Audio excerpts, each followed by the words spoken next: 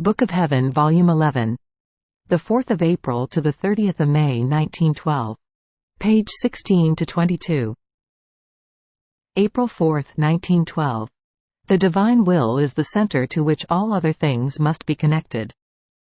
This morning my always adorable Jesus came and told me, "My daughter, my will is the center, the other virtues are the circle." Imagine a wheel in whose middle all the rays are centered. What would happen if one of these rays wanted to detach itself from the center? First, that ray would look bad. Secondly, it would remain dead, while the wheel, in moving, would get rid of it. Such is my will for the soul. My will is the center. All the things which are not done in my will, and only to fulfill my will, even holy things, virtues or good works, are like the rays detached from the center of the wheel, works and virtues with no life. They could never please me, rather, I do everything to punish them and to get rid of them. April 10, 1912. The souls who have more trust will shine more in the crown of the divine mercy. Continuing in my usual state, as soon as blessed Jesus came, he told me, "My daughter, the souls who will shine the most, like bright gems in the crown of my divine mercy, are the souls who have more trust, because the more trusting they are, the more they give space for the attribute of my mercy to pour into them all the graces that they want. On the other hand, the soul who does not have real trust closes the graces within me, remaining poor and unequipped, while my love remains contained within me and suffers greatly. In order not to suffer so much, and to be able to freely pour out my love, I deal more with those souls who trust than with the others. With these souls I can pour out my love, I can play, I can cause loving contrasts, since there is no worry that they may feel ashamed or afraid. Rather, they become more brave and take everything in order to love me more. Therefore, trusting souls are the outpouring and the amusement of my love, the most graceful and the richest ones. April 20, 1912.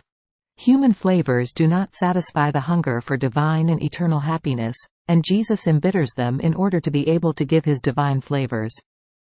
Continuing in my usual state, as soon as blessed Jesus came, he told me, "My daughter, nature tends toward happiness with an irresistible force, but with reason. It was made to be happy, with a divine and eternal happiness. But with great detriment for themselves, some get attached to one flavor, some to 2 flavors, some others to 3, and others to 4, but they still remain unsatisfied and cannot find the true taste, causing emptiness within themselves and remaining embittered, bothered and nauseated." It happens that, for the human inclination, even the flavors of what is good and holy have within themselves something human with which they get mixed, so they don't have the strength to completely absorb and overwhelm the nature in the divine flavor.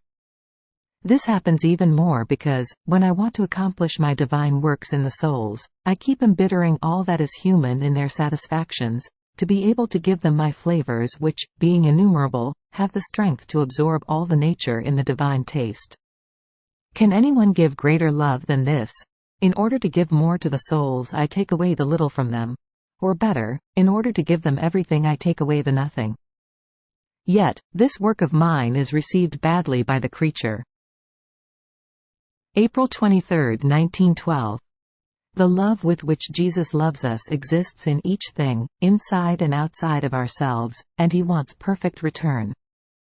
In order to oblige us more, he reaches the extent of permitting guilt. Finding myself in my usual state, blessed Jesus came for a little while and told me, "My daughter, sometimes I allow the guilt in a soul who loves me in order to squeeze her more tightly to me, and to oblige her to do greater things for my glory. In fact, the more I give to her, permitting even guilt in order to endear her more to me for her miseries, to love her more and to fill her with my charisms, the more I push her to do great things for me. These are the excesses of my love. My daughter, my love for the creature is great. Do you see how the light of the sun invades the earth? If you could make many atoms out of that light, in those atoms of light you would feel my melodious voice and, one after the other, they would repeat to you, 'I love you, I love you, I love you,' in such a way that you would not have the time to count them. You would remain drowned inside love. I say to you, I love you, in the light that fills your eyes. I love you, in the air that you breathe. I love you, in the whistling of the wind which touches your hearing. I love you, in the warmth and in the cold felt by your touch. I love you, in the blood that flows inside your veins. I love you, in the beating of your heart which tells you of my beats.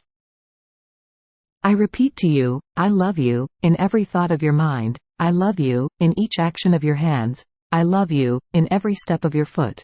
I love you, in every word, since nothing happens inside or outside of you without an act of my love toward you. 1. I love you, from me doesn't wait for another. And your, I love yous. How many of them are for me? I remained confused.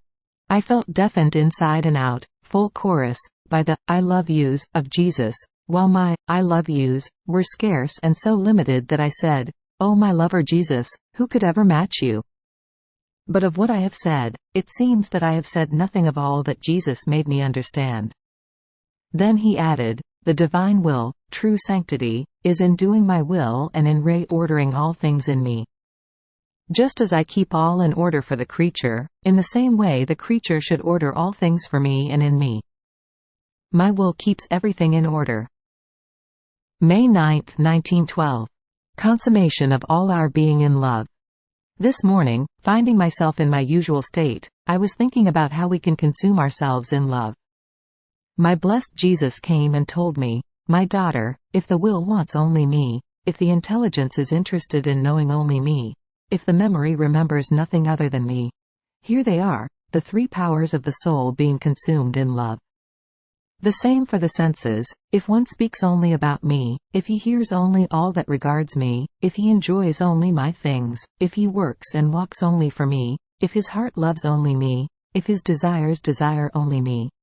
Here it is, the consummation of love formed by the senses. My daughter, love has a sweet enchantment, and it renders the soul happy and blind to all that is not love, making her all eyes for all that is love. Therefore, for the one who loves, whatever her will may encounter, if it is love she becomes all eyes. If not, she becomes blind, stupid and does not understand anything. The same for her tongue, if she has to speak about love, she feels many eyes of light flowing through her word and becomes eloquent. If not, she begins to stammer and ends up dumb. So for all the rest. May 22, 1912. True love is not subject to discontents, neither does it tolerate them, because it resolves everything in love. Finding myself in my usual state, blessed Jesus came for a little while, and since I was feeling a certain discontent in me, he told me, my daughter, true love is not subject to discontent. Rather, it takes the opportunity to turn these same discontents into the most beautiful contentments by virtue of love. Further, since I am the contentment of contentments, I cannot tolerate any discontent, any more than if it were my own rather than hers. So I am forced to give her that thing which makes her happy in order to have her all conformed with me. Otherwise there would be some clashing and dissimilar fibers, heartbeats or thoughts which would make us lose the best of our harmony. I cannot tolerate all this in the one who really loves me. Moreover, true love operates for love, and for love it does not operate. It asks for love, and it gives for love. Therefore, true love ends all in love. For love it dies and for love it rises again. And I, Jesus, it seems that you want to escape me with this talking, but know that I am not giving up. For now, surrender to me for love.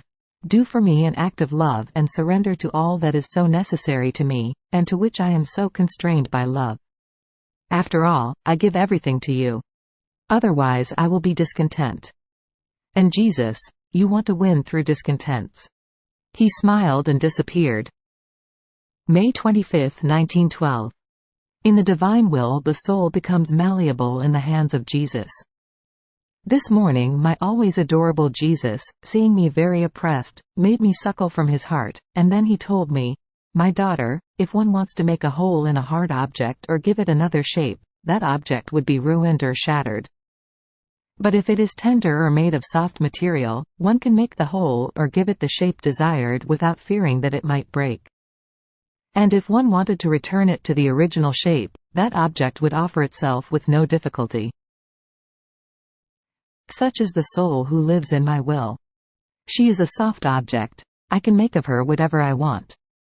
Now I wound her, now I embellish her, now I enlarge her.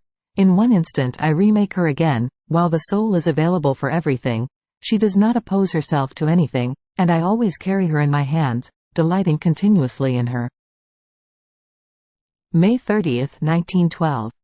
The love of the souls gives life to Jesus. It forms him and it feeds him. Love forms their mutual rest. Continuing in my usual state, I felt oppressed for the privation of my always adorable Jesus. He came and told me, "My daughter, when you are without me, use this very privation to double, triple, increase 100-fold your acts of love toward me, so as to form an environment, all love, inside and out, and find me within this environment, more beautiful and as if reborn to a new life. Wherever love is, there I am. Therefore, there cannot be separation for the soul who really loves me. Rather, we form the same thing, because love seems to create me, to give me life, to feed me, to make me grow. I find my center in love and I feel recreated and reborn, while I am eternal, with no beginning and with no end. But thanks to the soul who loves me, I enjoy love so much that I feel as if remade. Furthermore, in this love I find my true love, I find my true rest. My intelligence rests in the intelligence of the one who loves me. My heart, my desire, my hands and my feet rest in the heart that loves me, in the desires that love me, desiring only me, in the hands that work for me, and in the feet that walk only for me. Therefore, bit by bit, I go resting within the soul who loves me, while the soul, with her love, finds me everywhere and in every place, resting completely in me. In my love she remains reborn, embellished, and grows, in an admirable way, in my own love.